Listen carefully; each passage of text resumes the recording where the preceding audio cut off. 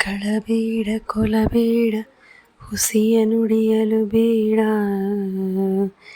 ಮುನಿಯಬೇಡ ಅನ್ಯರಿಗೆ ಅಸಹ್ಯ ಪಡಬೇಡ ತನ್ನ ಬಣ್ಣಿಸಬೇಡ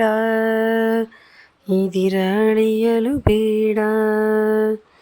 ಇದೇ ಅಂತರಂಗ ಶುದ್ಧಿ ಇದೇ ಬಹಿರಂಗ ಶುದ್ಧಿ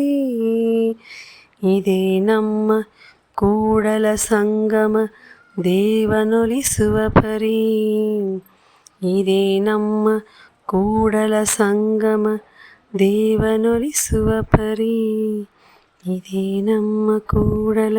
ಸಂಗಮ ದೇವ ನೊಲಿಸುವ ಪರಿ.